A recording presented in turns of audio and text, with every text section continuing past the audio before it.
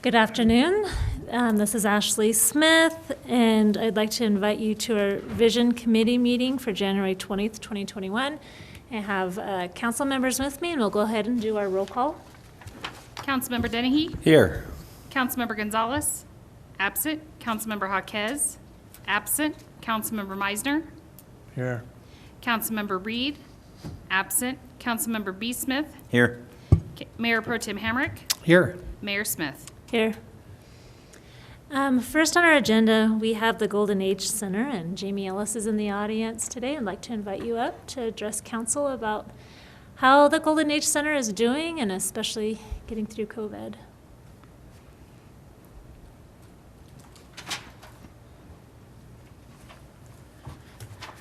Hi, everyone.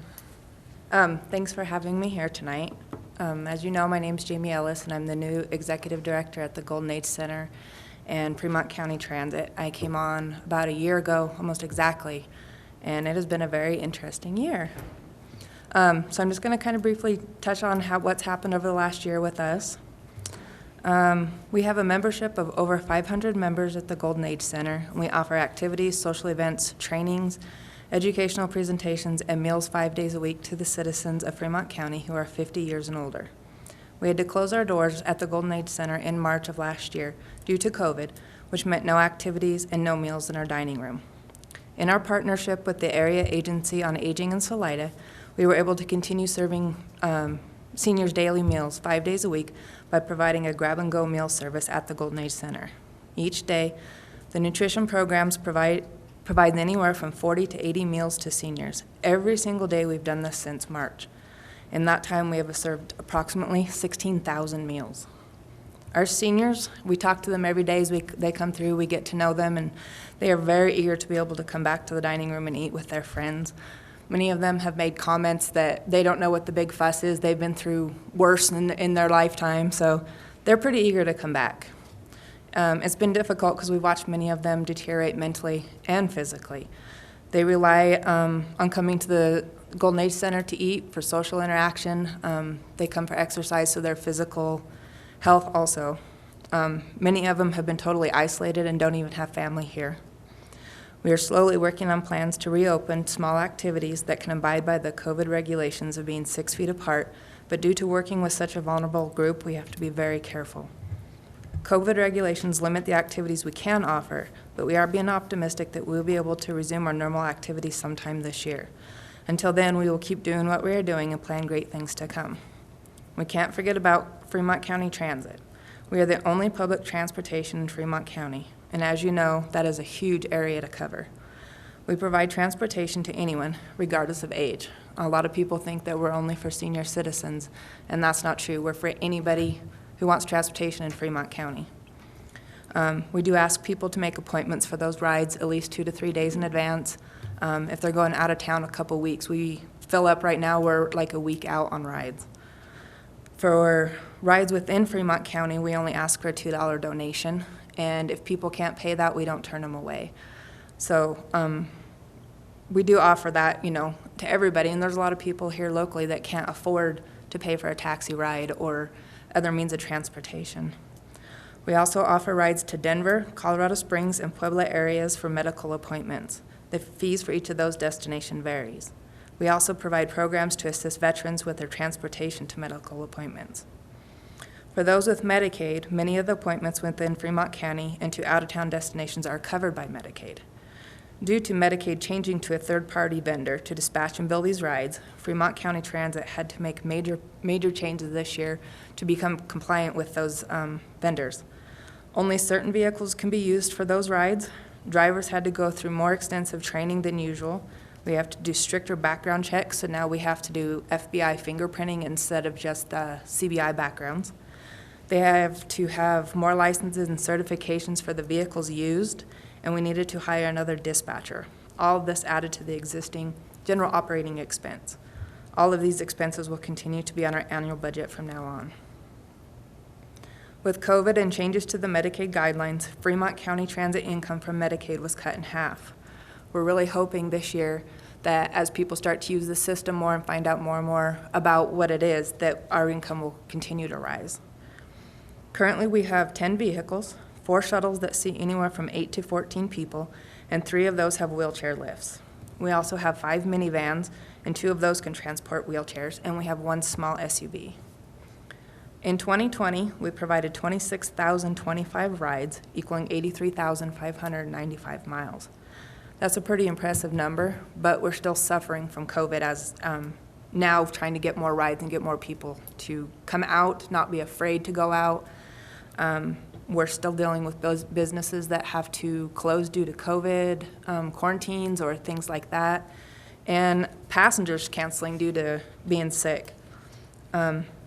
We take every precaution when we transport people. The drivers must wear masks and the passengers, unless, of course, someone has a medical condition that they can't. Drivers also sanitize the vehicle each time a passenger exits the vehicle. So if it's the same passenger that they drop off, they sanitize, and then that passenger gets back in the vehicle, they'll sanitize again after that passenger. So they're really diligent on that. And then at the end of their shifts, they also do a really deep clean with some special chemicals and lots of Lysol. We do not transport clients if they were ill, except for one exception. I have an agreement with Public Health that if they have a person who is, say, homeless and needs to get to the hotel that is putting them up, and then they need to go to get a COVID test, then I will transport them in a designated vehicle with very, very strict precautions on transporting them. And then we take them back to the hotel wherever they're at. Then after all that, the vehicle's sanitized, and it kind of goes into an isolation as well for a few days, and then we clean it again. Both of the Golden Age Center and Fremont County Transit are huge assets to our community. The services offered by both aren't offered anywhere else in the county. There are other transportation services, but none are public transportation. During 2020, we received several COVID grants and CARES Act funds to supplement our lost funds. Some of our normal funders declined to grant us money due to changes in programs they fund or changing the amounts they give in order to help more people. If we hadn't had those COVID funds, I don't think we'd still have our doors open right now. Many of those COVID relief funds, you guys know, are not available this year. We are looking for more funders and grants every day to ensure that we will be able to continue offering the services we do and continue taking care of our community. We have always had a great relationship with the city and county governments, and we want to continue that relationship. Last year, we did not receive general operating funding from the city, but we did receive CARES Act money, and I have to give kudos to Ryan and Brandy. They helped us a lot with giving suggestions and finding other ways to get money coming in, and honestly, in December, without them, I'm not sure we would be open either, so thank you guys very much for that. This year, we would like to request the city's support of $35,000 to support general operating expenses of both programs and help us to continue what we do so well. Thank you, Jamie. Yep. Any questions for the Golden Age Center? I guess one of my questions is, what is the $35,000 earmarked for? General operating, so that's our heating, our air conditioning, being able to put fuel into the vehicles. We have a contract with UACOG, and they pay half of our transit costs, but that other half of all those costs fall back on us at the center. And so really we're needing the funds to supplement that other half to keep vehicles going and pay our staff and keep the lights on. Councilmember Meisner? So what we didn't do any funding last year? We ended up, we did the COVID funding. We ended up writing a check for $6,500 in December to help them get through the last of the year. I think through the transition and with COVID, staff transitions, I think we missed that opportunity for the funding last year. And I also came on new. My first day was February 2nd of last year, so it's been a strange year, but then trying to learn everything that you need to know about everything that goes on, it was kind of rough, so we didn't find out till last fall kind of where everything stood with the city and us. Yeah, you came on. I remember I called you when COVID first came in, and Yep. you were like, I just barely got hired. And then everything had to change. Yep. Mayor Pro Tem Hamrick. Ryan, what have we done in years past? So 2019, we did 35,000. 2018, we did 23,200, and 2017, we did 13,000. The only year, or the last time that we actually had a funding agreement was for the year 2018, and that was broken up for $3,200 for the senior health and fitness program, $10,000 for shuttle transportation, but not for any trolley-related expenses, and then $10,000 for utilities and building maintenance. And that, what was the total on that? 23,200. But in 2019, it was 35,000. 2019 was 35,000, and it doesn't appear that we had a funding agreement with that one. No funding agreement. Councilmember Meisner? So we just, for lack of a better term, we just gave them the money? I mean, In it didn't come 2019? through community funding? In 2019? Right. Didn't come through community agency funding? No, it did not. We budget this as part of the non-departmental. So it doesn't come through community agency Right. funding. When did you start? I started the interim role in 19? May of 19. And do we have any money budgeted this in 2021? We do. We budgeted the same as that 35,000 in there. So we have money budgeted, we have a request. We don't have a funding agreement to specify. Is there something that we should do there in that regard? We could put together a funding agreement. That's, this meeting is the first step to, see what council's level of comfort is as far as funding goes, and then we can put together a funding agreement. And have you reviewed the previous funding agreement, the 2018? No, I funding have not. agreement? I actually did not see it when I was going through files. Okay. Ryan, maybe you We can make can sure she provide gets a a copy copy, of that, absolutely. if you would, Okay. please. What do you see, how are your operating costs having to be closed to the public as far as utilities go? The utilities have definitely gone down. Our electric bill is the biggest one, but the water and stuff like that hasn't gone down that much because we're still cooking in the building. We still have staff in the building, things like that. The electricity is the main one. It's down quite a bit, but everything else is pretty much where it was.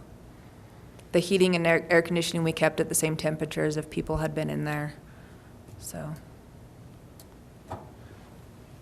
Councilmember Dennehy? Well, I want to just start out by saying thank you. I think your organization does a great job. Thank you. I know quite a few seniors who utilize the center, and so I want to thank you for that. And I know it's been tough this year, Yeah, but it's been tough on a lot of people. definitely. But I believe that it's been the toughest on our seniors. And I just wanted, that's the one thing I wanted to say. I just think you guys do a nice job. And like I said, all the seniors I know who utilize that, and they're happy to go down there. I know plenty that drive down for lunch and that. And I just want to say thank you. I think you guys do a very good job. Thank you, I appreciate that. Councilmember Meisner? Do you have any idea what was in that 18 funding agreement, Thank you. verbiage-wise? I mean, we had some stipulations in there in terms of how that money was to be spent? Yeah, so that's what I just read off was, I'm reading directly from the funding agreement. So 3,200 was for the health and fitness programs, 10,000 was for transportation, and 10,000 was for general operating. Well, I probably don't need health and fitness programs this year. And actually, Silver Sneakers does our health and fitness stuff, so.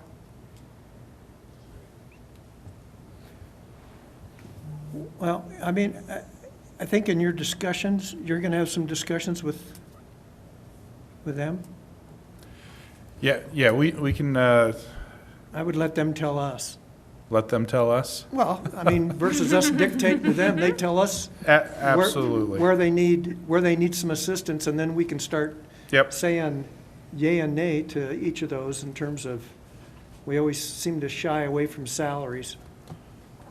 Yeah, and I think, generally, if we're looking at transportation, splitting it between transportation and general operating, that's would kind of be our comfort zone as far as funding goes. Would Right. general operating include salaries? So the way we worded it last time was utilities and building maintenance expenditures.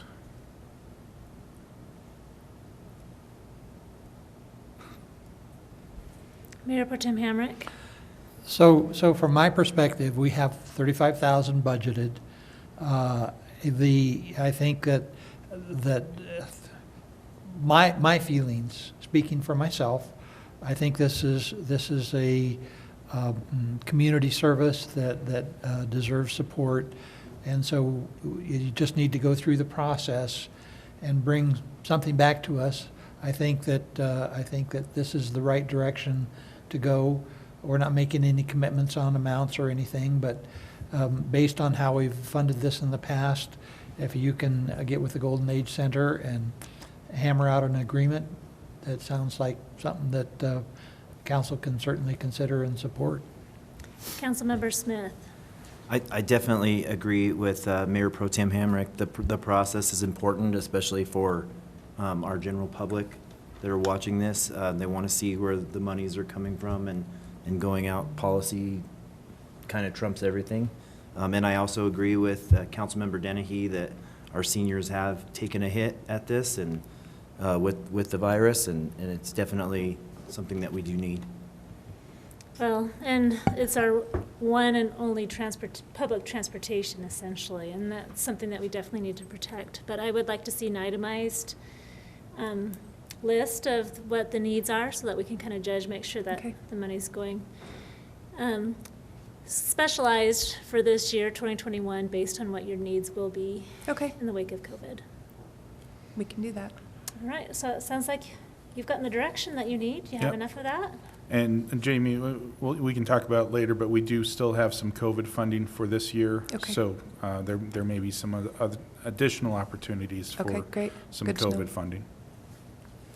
And Thank we'll you. look forward to the day when we can come sit down and have lunch with you. It's good And the food. seniors too. I always enjoyed doing that. Yeah. Thank you All very right, much. Thank you for being here today. Thank you. Next on our agenda, we have recycling, and this is kind of a big topic for our area since UCOG had discontinued their recycling program. That was a regional effort, and based on some problems with being able to have a trucker come and pick up all of our recycling and more, I'll let Ryan go more in depth, that just suddenly ceased. And it's really left some of our citizens in a lurch. Although I will say that Howard Disposal and Twin Enviro do provide recycling services, luckily for our citizens. But there's been an ask to see if we can explore more of what some public options are. So that's why we're here, to have that discussion. I'll turn the time over to you, Ryan. I know that you and the staff have done quite a bit of research on this topic. We did. So I'm going to recap and maybe repeat a little bit of what the mayor said. Up until this point, the Council of Governments was running the recycling program. Those are the recycling bins that were around town, around Fremont County. They did it for the city of Canyon City, the city of Florence, as well as the county.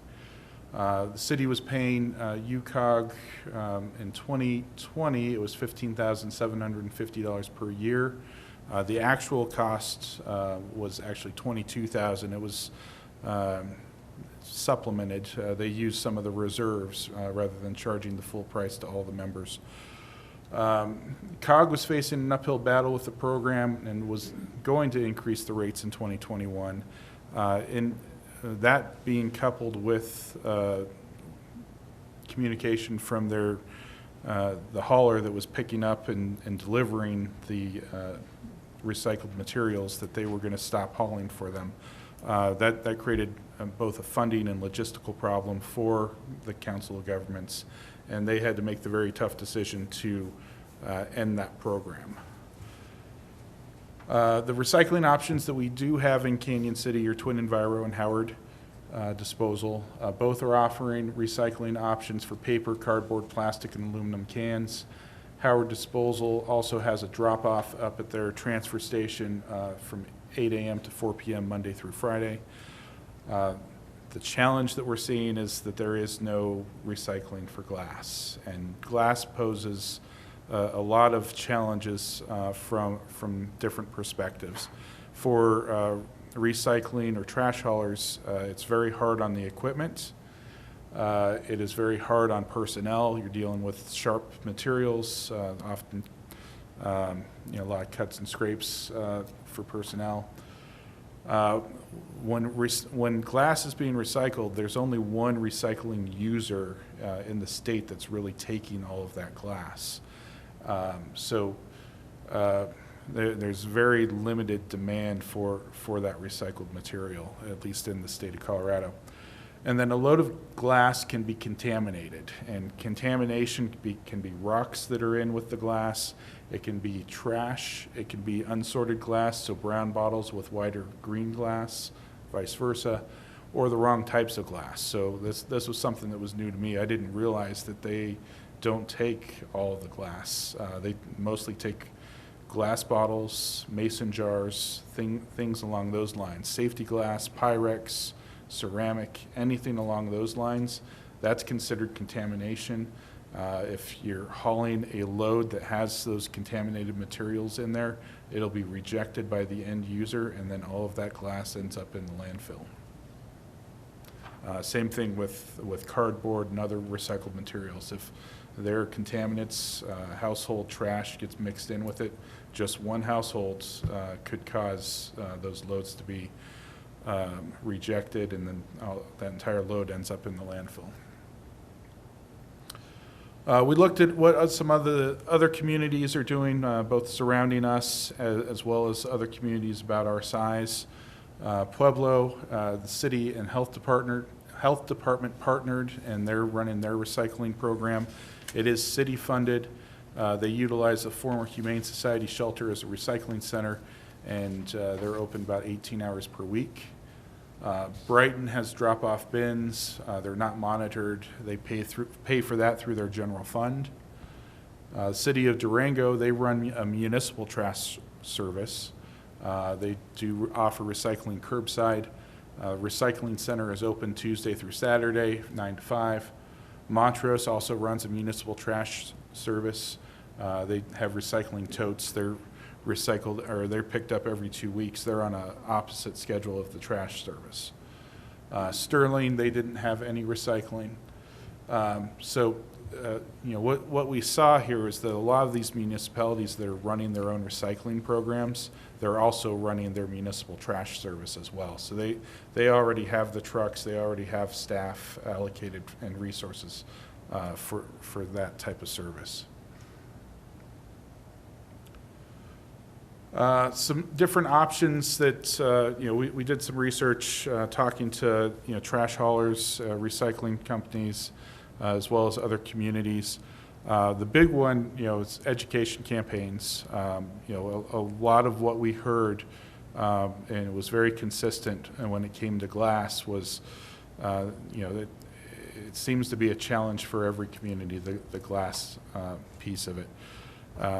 Finding that somebody that's going to haul it, and the hauling expenses are very expensive. The true method of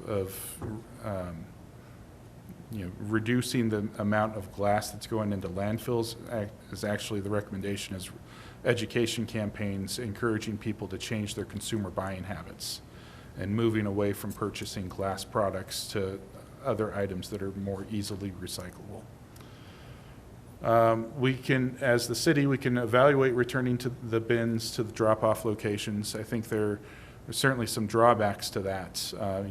You'd be paying for that out of the general fund, but if we're the only area, only place in the county or surrounding area that has glass recycling, we're going to have people coming from outside the area, non-Canyon City residents, that are going to be dropping off in those locations, and we'd be essentially paying for that for folks that are not Canyon City residents. So that's certainly part of the discussion. We can discuss partnerships potentially with the recycling or the trash haulers, Twin Enviro or Howard Disposal. We did have some meetings and discussions with them, and they didn't have anything that they wanted to commit to, but then, certainly if the price is right, we could certainly have some discussions around using roll-offs or some other type of disposal method to provide recycling services. And, if you did that at their drop-off location, there might be a conversation there to see what those possibilities are. And then thinking outside the box, we've been looking at other options, trying to figure out other ways to tackle this problem. I don't know that there's no silver bullet for the glass recycling. I'm aware of other recycling methods. There are waste-to-energy companies that will do single stream. They'll actually take all of the municipal trash. They sort out the metals, they sort out the glasses, and they use the municipal waste to form synthetic gas, and they use that synthetic gas to create energy, and they put that into the electrical grid. But that's a long-term, high-dollar project, and that's certainly nothing that would be anytime soon. Councilmember Dennehy? He's got to shut his phone off.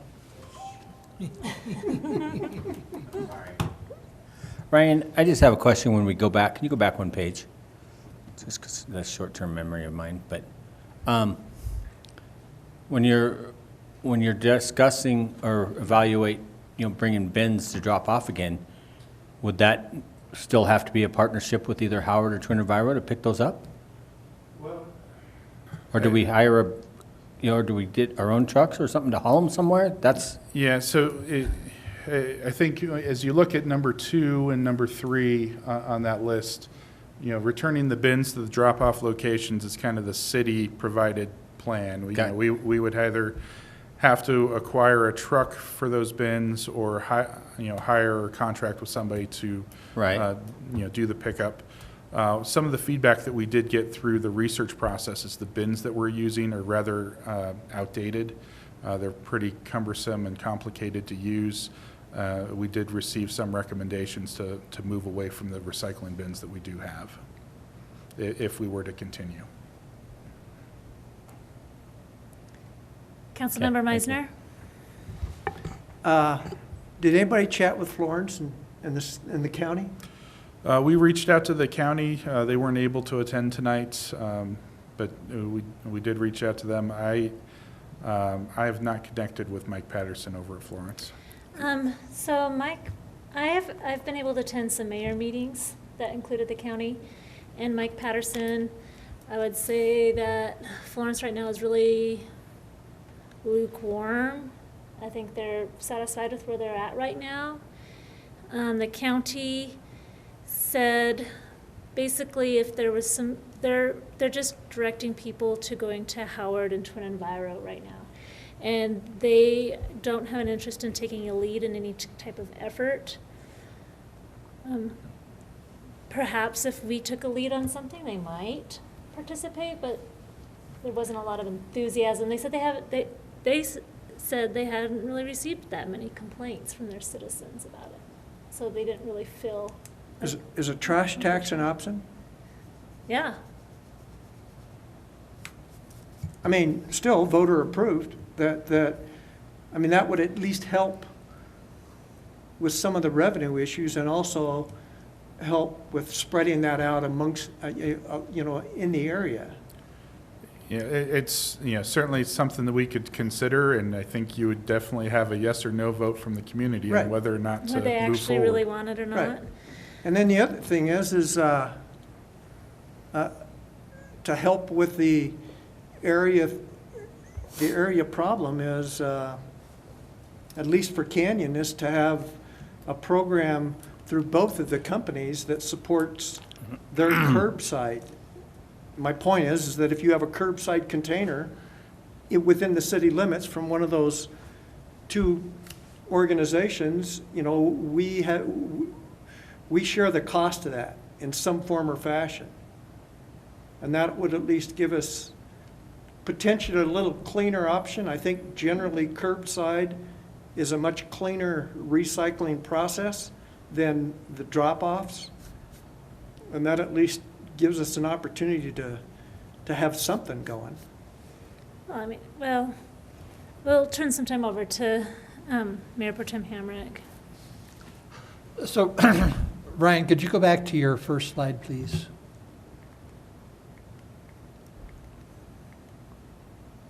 Yes. Okay, so there's recycling and there's recycling. I mean, there's different categories within the term recycling that we use, because there's glass recycling, there's cardboard recycling, there's paper recycling, which is separate than cardboard, and then there's aluminum metal recycling, which is separate from everything, and then other metals perhaps recycling. And so even though we're saying recycling, there's really several different functions that are going on here. Okay, the recycling bins that were used by COG, those, were they categorized so that they were, you know, I'm not familiar with the service they. Yeah, you Yeah, have they were glass, aluminum. Glass, aluminum, paper. And cardboard. Cardboard Yeah. type stuff. Okay, so they did have a program going, but the recycler hauler, and that was so that was just a contract service that hauled the materials to be recycled to a recycling center somewhere? Is that what the? That's my understanding. They would pick up those bins and then wherever those drop-off locations were. So the glass actually went up to the 9th Street shop for Public Works. We had areas that where those would get dropped off, and actually that, you know, we were worried when the program ended whether or not that glass was going to get picked up. But you know, we would actually go maybe a year or more before they would actually come and pick up the glass. Well, But- and there were problems too, because it was a really popular place for our teenagers to go and break the glass. And so there was broken glass everywhere, and the part of that vandalism was starting to spread around the Public Works. Yeah, and we've actually already repurposed those areas for the new vac truck. So that's where the new dumping ground for the vac truck waste will be going. Okay, and so the point that I'm headed to a particular place here, where I'm headed, even if we could overcome not having a hauler, the program is going to cost more. We would have to find a hauler to be able to continue. Do we know that was there some rejection rate or something on the centers? I mean, the details here are important because COG basically threw up their hands and said, hey, we can't do this anymore. You know, if it's just a person that's hauling bins, it seems to me that that's a replaceable part. You know? Well, and you know, to some extent, yes. The truck that hauls those bins or releases those bins is a specialized truck. They are specialized. Yeah. So That one. that for those bins that we have, you have to have a specialized Basically truck. got a crane on it. Yeah. Oh, yes, right.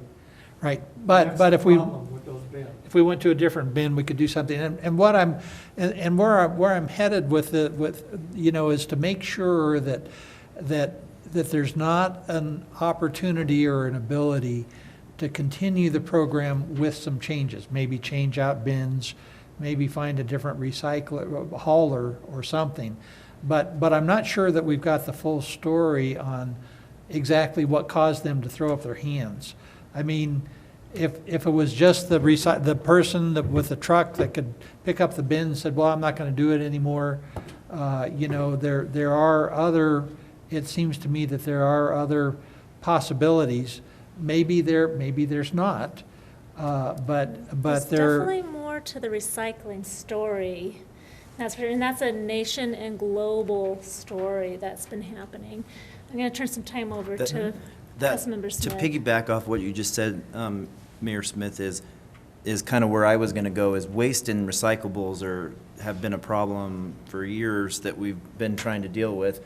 But my interest would be more in the discussions on the partnerships with the local companies. Can you expand on that?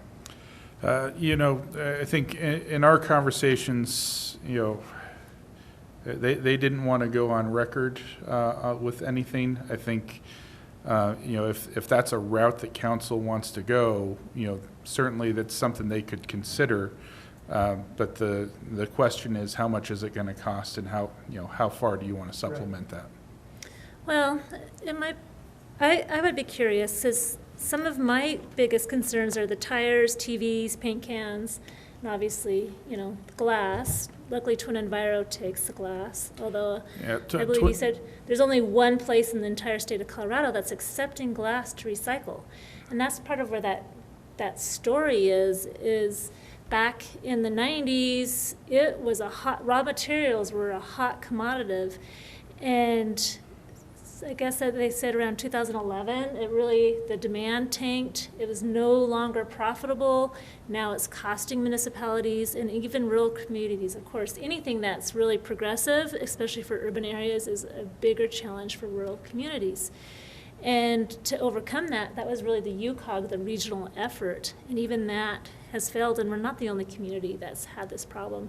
Or to deny taking glass, because we can't get people to take it. There's just sometimes mountains of glass, of hills, or warehouses full of glass, or recyclables, or it just ends up in the trash can or in the landfill anyways. And so I don't want to be spending a lot of money just to give people some feel-good, warm fuzzies when it's just going to end up in a landfill anyway if it doesn't have a legitimate place to actually go.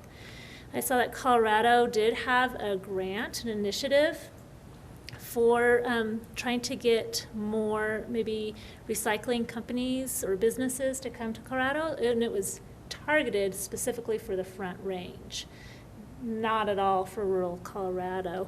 And so, it goes all the way to China and when they stopped. And so our problem is a lot bigger than just Canyon City.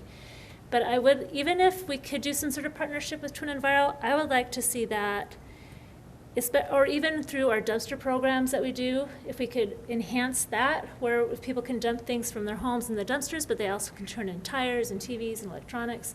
I'm really worried about those ending up in our Red Canyon and other facilities. Yeah, Twin Enviro did say that they are taking electronics. Of course, they're weighing them, and there's a cost for it, but they will take the electronics. Right, but we could help supplement that, Yep. which we have done in the past, and make it and have opportunities to make it convenient for our citizens to do it. And you had talked about tax. I grew up in Moscow, Idaho, which is a small university town, about the exact same size as Canyon City. And of course, they did their recycling program, started 20 years ago. And they have an awesome facility. It's actually open 24/7, where you can go and they have all these different bins that are open, one for the aluminum, one for glass, and cardboard boxes. And they take the recycling to the level where if you're moving, you just go over there and that's where you get all your boxes. You reuse them again. That's the ultimate story of recycling. Or if someone drops off their 5-gallon buckets, somebody else can come and grab them and take them and use them. And what they could take and accept depends on what the market is, but that was kind of like a special district. It was created, and taxpayer money, they voted to create that facility, and it's funded by taxes and, from what it sounds like, probably some general fund. And that's a kind of a question. If our community really wants something that robust, our general fund won't be able to support that at all. But maybe we can do some other partnerships that might be worth looking ahead to. Councilmember Meisner. Okay, so I think we need a multi-point approach. And I'm going to come back and say I believe that both of our local companies are interested in partnering for recycling with the understanding that there's a cost associated with it, like Ryan has said.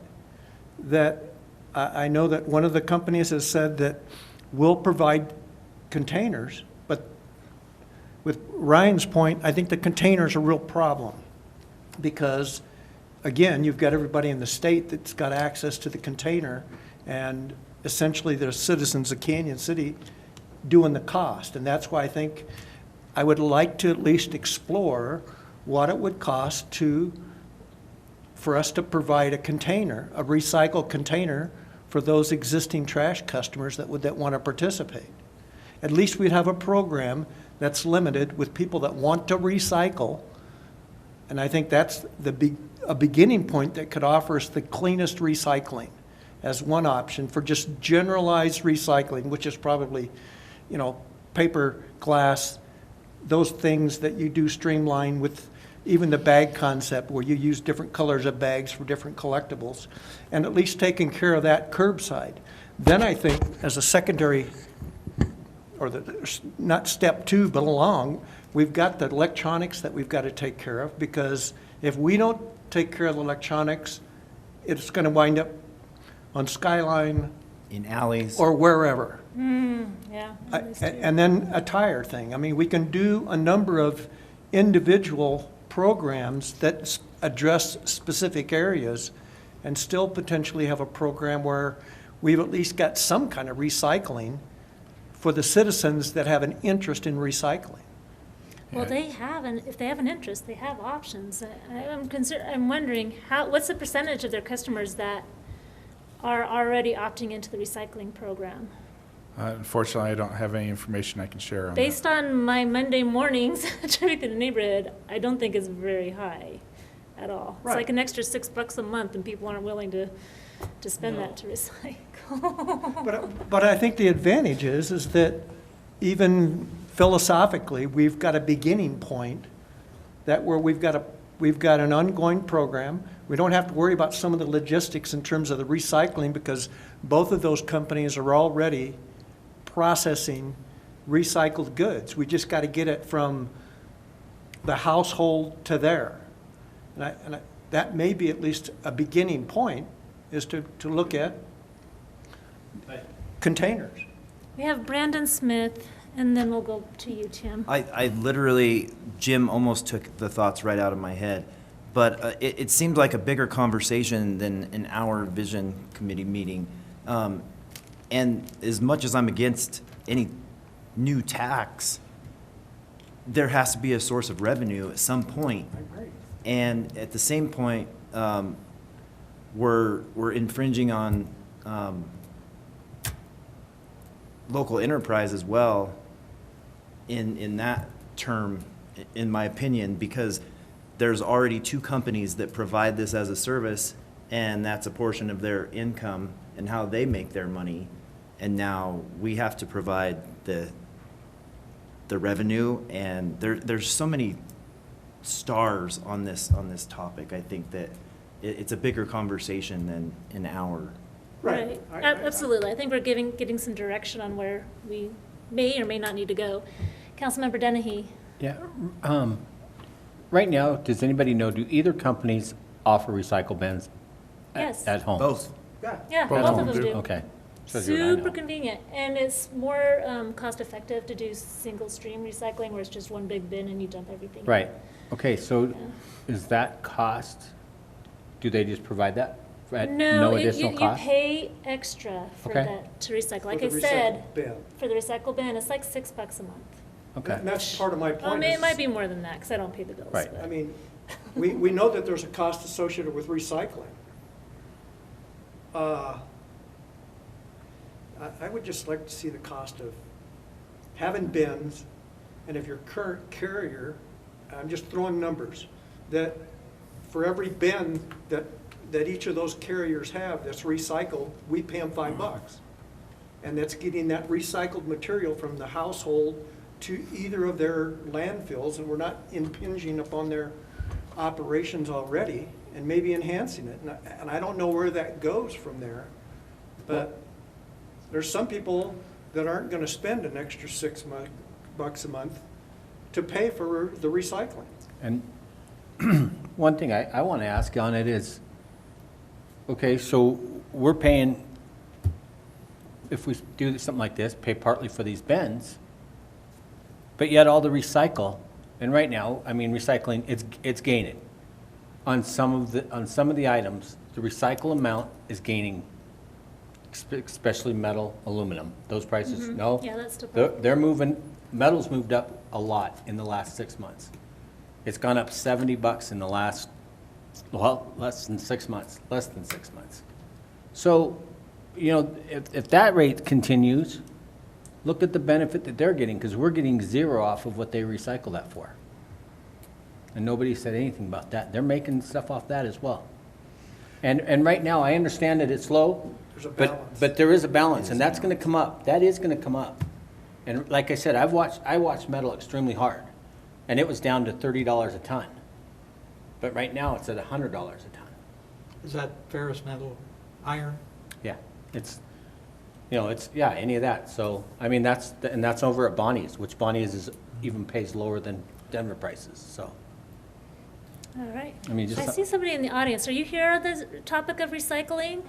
Would you like to address city council? If you do, you need to come to the mic and tell us your name and address. And you can remove your mask. My name's Catherine Sonart. I live at 152 Eagle Drive North.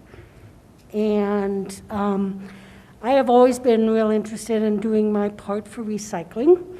So when the bins closed, I started looking around to see what was happening. And two things, Howard Recycling had a bin. I actually took a tour. They gave a wonderful tour. I took it last year of their recycling little program and how they did it.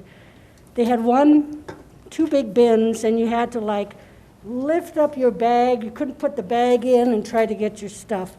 Well, I went today, and the young man was very proud of what he's been doing.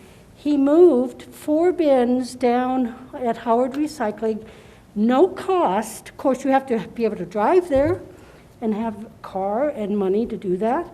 But you just go down, and the bins have a step stool up to them and a small opening. And I think that's because they don't want people taking their trash, throwing the bags in. So I do have to put my gloves on and put my recycle, but it's aluminum, paper, cardboard, etc., and it's labeled. The other place I've gone 3 times and been super impressed with is Pueblo Recycle Works. And it's on Stockyard Road southeast of Pueblo. There are people who manage and man the recycle plant. It's free. It's not just for Pueblo residents. They've got a wonderful website. You drive in, you get out. They have large bins with bigger openings, so it's not as difficult to throw your stuff in. And they have people there who go through it with you to make sure it's the correct stuff to put in their bin. I mean, it's fabulous. No cost. It is a drive, but there's part of the Riverwalk right across the street. So I go to Pueblo, take a walk, take my recycle there. Or to Howard, yeah. It's small, what they're doing right now, but they're working on it. So, you know, maybe you really talk to Pueblo again, because, I mean, it's shocking what they do. And they take glass in Pueblo. And they have a very detailed paper that they give you, and it's online, of the type of steel, the type of aluminum, what you need to do. You know, so it isn't just throwing your trash in a bag. You do have to take care, but very cool, very cool. Thank you. Thank you for your insights. I really Thank you. appreciate that. So Ryan, it sounds like we have some direction, at least. We want to maybe have some more conversations with Twin Enviro and Howard.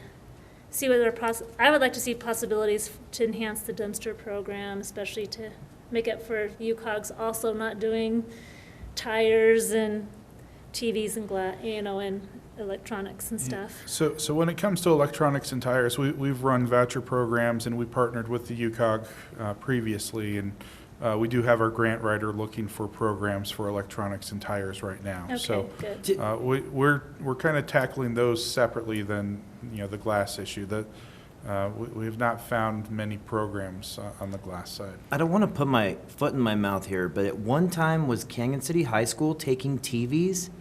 So the Canyon City High School does take electronics, or they've done electronics in the past, absolutely. I think there's a new business down by Uscreen that does electronics now too, recycles them. They gather the metal out of it.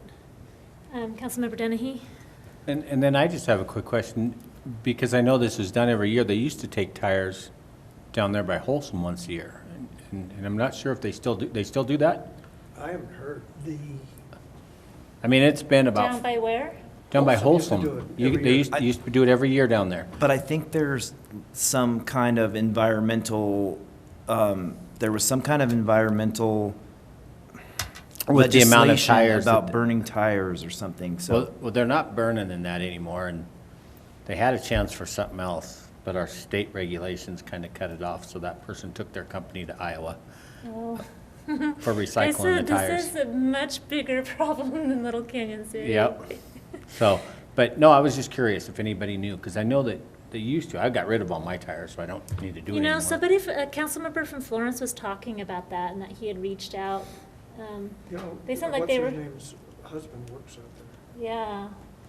Debbie Um, Bell. Debbie's. Yeah. Oh, okay. Yep, yep. They hadn't been returning phone calls. Well, they just went through a whole restructure Again. with, being bought out. Okay. Well, let's do some more digging. So, just so I'm clear, when I hear you guys saying supplement the recycled bins, we're talking about the curbside totes that Yes. at the homes. I just think To if see if you, that's an option. if you I do, have to if see you what the do numbers big are. bends, public bends, you know, we're talking, I'm just gonna, 5 times the cost, because you have 5 times the people utilizing it. And if we want to try to create a program to start, I think we need to start with our citizens, whose money we're gonna be spending. And that's my approach, is I that we gotta agree. start, and, you know, we can't impose a countywide tax. And if the county's interested in joining in a year, and we put a countywide tax on the ballot, I think that makes sense. We could maybe do 2 taxes, one for I would like trash to, and one for yeah, to know EL. what Pueblo, how they finance their program. I'd just be curious what the finances are behind that bigger picture of, because it's not free. There has to be a There's- revenue That whole stream. Pueblo thing, I remember years ago, that started out as a really challenging situation, and I can't remember the particulars, but Well, we're gonna charge Ryan to find out. there you go. If we get serious, we can start taking tours too. I mean, you know, if in 6 months we can't find a viable alternative, then it is what it is. But I think we have a responsibility to try to find something. In the meantime, we do need education too, because the ultimate recycling solution is not to create the waste in the Yeah, first absolutely. place. That's the ultimate, that's the problem, is, you know, you get into, and you talk to anybody in recycling, and they'll tell you the problem with recycling isn't recycling, it's buying. The reduced message. Yep. All right. Any other direction you feel like you need, Ryan, moving forward? No, we'll take a look, have some conversations with both Howard and Twin Enviro, see if we can nail down, you know, how many recycling customers they have in Canyon, and what that cost would be, and, you know, do the analysis from there and bring Yeah, that if back. they're willing. What Well, about? Yeah, but it's a no-lose situation, Well, isn't just, it? it depends, they might need more trucks, they might Oh. need bigger facilities, they might, you know, there could be all kinds of. What about sending a couple of council members to Pueblo? If we could arrange a tour with someone who's knowledgeable over there about financing and, you know, the costs and how it works, to see what there are, you know. To get If I more understand educated. if I understand you correctly, what you're saying is that the city over there runs the trash service anyway, operates a landfill or something No, like not that? in or- Pueblo. Not in Pueblo. It was Durango and Montrose were both running their. Oh, okay. Not Municipal in trash Pueblo. service. Okay. Yeah, so maybe we could, if we've got an example that we could go look at, maybe that might be worthwhile to see if we could get a carload of people to go over there and take a look. But in Pueblo, don't they separate, I mean, it's their own property, and then they separate it all themselves, correct? Did I read that? I gotta go back and look. Well, they kind of, it sounds like they separate right, part of it is separated right there. And the reason why is they have to have staff there, otherwise the general consumer Right. ruins it. And that's Right. part of the problem of Yeah, the and that- recycling story too, Yeah, is and that, irresponsible recycling. we heard that repeatedly, is the issues with people, leaving, car batteries and all kinds of things that they're not supposed to leave at these centers if they're not manned. And They're not it's- manned. it's the things that potentially cost money to dispose of Right. that Correct. Yeah, I mean, and get then, left. yeah, those are the things that are turning off recycling people, is that stuff that people are leaving that costs money to get rid of. But- You're stuck. And it's going to be a continued problem, because when things cost money, they end up in our Main Street alleys. Yep. And on our Skyline Drive and our hogbacks. Absolutely. Mm-hmm. Yep. They'll get rid of it. We don't have any question there that, We also started an illegal dumping task force, which for our little region, it kind of fizzled. But Christy Gotham actually made some, and she's on, Christy, I see you. She made some really good education materials, and we might want to tweak that, at least for Canyon City, and use it. She did some great work on it. We might as well get it out there and use it. And that's part of that education piece. All right. Oh, go ahead, Christy. I was going to say, I could send those over for Ryan to review and then tweak them, and then we can discuss about setting those out. All right. Absolutely. Yeah, we can maybe put a recycling twist on that or two, or reduce might be a different campaign, but, all right, I think we're good for today. I really thank council that's here, and Ryan, the work that's gone into this, we really, really appreciate you and your staff. Thank you. All right, we are adjourned.